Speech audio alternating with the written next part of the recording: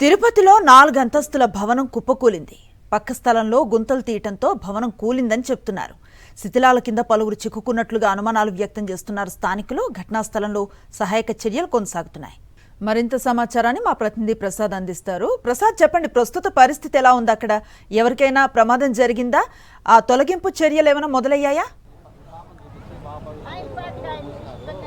బిందు, ప్రస్తుతం మనం ఎంఆర్పల్లి సమీపంలో ఉన్న వాణినగర్లో బిల్డింగ్ కుప్పకూలిన సంఘటన స్థలంకి ఉన్నాం. ప్రస్తుతం మనం చూడొచ్చు, ఈ ప్రాంతంలో దాదాపు G+3 అంటే 4 అంతస్తుల భవనం ఒక్కసారిగా కుప్పకూలిపోయిన పరిస్థితి మనం ప్రత్యక్షంగా చూడవచ్చు. దాదాపు ఈ ప్రాంతంలో మెయిన్ రోడ్డుకి పక్కనే ఉన్న ఈ భవనం పక్కనే ఉన్న నూతన భవనం నిర్మాణం కోసం గుంతలు తవ్వడంతో పూర్తిగా ఒరిగిపోయింది. ప్రస్తుతం ఈ బిల్డింగ్ ఇటువైపు ఉండేది ఒకసారిగా అటువైపు కూలిపోయిన పరిస్థితి ఉంది.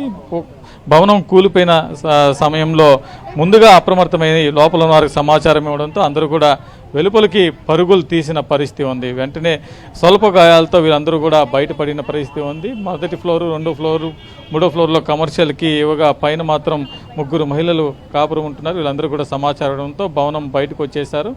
ఈ ప్లేస్కి అటువైపుగా కొత్త భవనం నిర్మాణం కోసం దాదాపు 15 అడుగుల లోతుకు పైగా లోపలికి తవ్వడంతో ఇటువైపు ఉన్న ఈ బిల్డింగ్కి పునాదులు కూడా పూర్తిగా కదిలిపోయిన పరిస్థితి ఉంది. దీంతో ఒక్కసారిగా ఈ భవనం కూడా కుప్పకూలిపోయిన పరిస్థితి ఉంది. ప్రస్తుతం ఈ భవనానికి సంబంధించి యజమాని కూడా ఇక్కడ ఉన్నారు. అసలు ఏం జరిగింది, ఈ భవనానికి ఏ విధమైన పరిస్థితి ఉందని చెప్పండి. అసలు ఈ భవనానికి యజమాని మీరు, కుప్పకూలిపోయిన పరిస్థితి ఉంది, ఏం జరిగింది అసలు? పక్క షాప్ అతను వచ్చి కన్స్ట్రక్షన్ చేసేదానికి ఇచ్చేసినారు. అక్కడ వచ్చి జేసీబీ తీసుకొని వచ్చి దాదాపు 14-15 అడుగుల లోతులో తవ్వేయడం వల్ల పూర్తిగా గోడ పక్కన పూర్తిగా లాస్ట్ వరకు తవ్వేయడం జరిగింది. దానివల్ల అది ఇదైపోవడం జరిగింది సార్. అది అంటే మీకు ఎవరైనా సమాచారం ఇచ్చారు బిల్డింగ్ కట్టే ముందు? వాళ్ళు నిన్న వచ్చి ఇప్పుడు మార్నింగ్ వచ్చి చూసి కూడా మేము అప్పటికప్పుడు 2 ట్రాక్టర్లు మట్టి అంతా కూడా పోయిపించినాము సార్. మేము వచ్చి మార్నింగ్ పోయిపించినాము. మళ్ళీ కొంచెం దానికంతా ఈ విధంగా జరిగింది. మాకైతే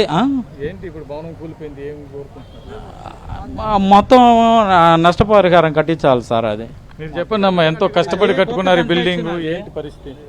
మాకు 3 సంవత్సరాలు అవుతా ఉంది. మా బిల్డింగ్ ఎట్టుండిందో అట్లే మాకు కట్టియాల. అది మేము ఎట్ట కట్టినామో అది మాకు తెలుసు. మా కుటుంబం మొత్తం ₹1 కోటి పైన అయింది సార్. దానికి ఇప్పుడు ఉండేదానికంతా ₹1 కోటి పైన అయింది. ఉండే ఖర్చులదంతా కూడా అంతా పెడితే ఏమి దానిపైన ఇంతవరకు రూపాయి వడ్డీదా కడతాను. అసలు ఈ వరకు తీరలేదు. ఆ బాడీతోనే కడతాము. మేము పెద్ద ఉద్యోగస్తులం కాదు, కూలి పని చేసే వాళ్ళమే. ఆ బిల్డింగ్ మేము ఎట్ట కట్టుకున్నామో కష్టపడి, మా బిల్డింగ్ ఎట్టు ఉండదో అదే మాదిరిలోనే మా బిల్డింగ్ కట్టియాల. మేమైతే ఒప్పుకోం. దానికి ఇంకా దాని మీద ఆధారపడి ఉండేది కాబట్టి మాకు ఆ పిల్లగాడికి ఏదో ఒక చెయ్యాల నెల దాని మీద చూస్తున్నాం. దాదాపు ఇక్కడ ఎవరైతే ఈ బిల్డింగ్ ఓనర్స్ ఉన్నారో వీళ్ళందరూ కూడా ఆవేదన వ్యక్తం చేస్తున్నారు.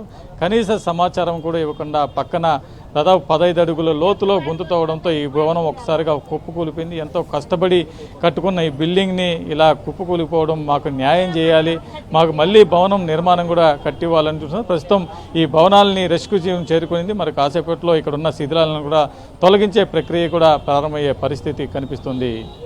ఇది తిరుపతిలో ప్రస్తుతం సమాచారం. Video journalist right, thank you Prasad.